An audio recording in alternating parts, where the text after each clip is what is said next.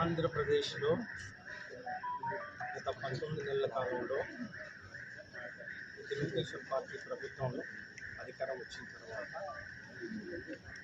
YSR Congress party కార్యకర్తల్ని కాకుండా వైఎస్ఆర్ కాంగ్రెస్ పార్టీకి మద్దతు పలికిన వారిని, వైఎస్ఆర్ కాంగ్రెస్ పార్టీ ఓటేసిన వారిని ఎవరిని వదిలిపెట్టకుండా వందలాది మంది మీద హత్యా ప్రయత్నం జరగడం జరిగింది.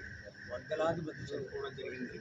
కొన్ని వందల మంది మహిళలు అట్లాగే చిన్నపిల్లల మీద కూడా దాడులు చేయడం జరిగింది.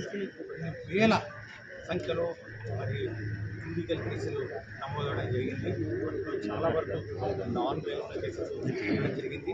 అట్లాగే జర్నలిస్టులు సైతం కూడా వదిలిపెట్టకుండా వాళ్ళ మీద కూడా కేసు పెట్టడం జరిగింది. రాజ్యాంగ వ్యవస్థ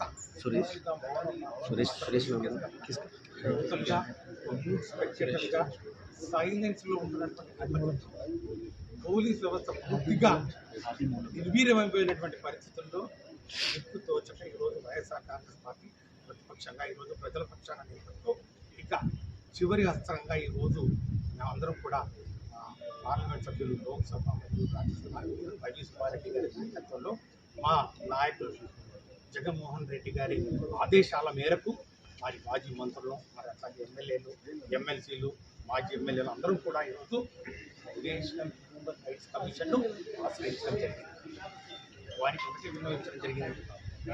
అయ్యా, ఆంధ్రప్రదేశ్ రాష్ట్రంలో ఏం జరుగుతుందో మీరు ఒకసారి గమనించండి.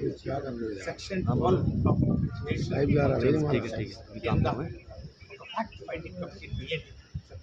లేకపోతే డీజీపీ, చీఫ్ సెక్రటరీ దగ్గర నుంచి ఒక స్పెషల్ రిపోర్ట్ తెచ్చుకోండి. అక్కడ ఏం జరుగుతుందో మీరు ఒకసారి గమనించండి. ముఖ్యంగా గత వారం రోజుల్లో మాజీ మంత్రుల ఇళ్ల మీద, వాళ్ళ కుటుంబ సభ్యుల మీద, ముఖ్యంగా మహిళల మీద జరుగుతున్న దాడులకు మరి భయపడిపోయి వారు దిక్కుతోచని పరిస్థితుల్లో ప్రభుత్వం తూతు మంత్రంగా నాన్ వేలబుల్ కేసులు పెట్టి వదిలేసి మరి వారిని దారికి వదిలేసినటువంటి పరిస్థితుల్లో నేషనల్ హ్యూమన్ రైట్స్ కమిషన్ ఈరోజు మేము అడుగుతా ఉన్నాం, దయచేసి వారికి రక్షణ కలిగించండి, ఒక వ్యవస్థను ఏర్పాటు చేయండి.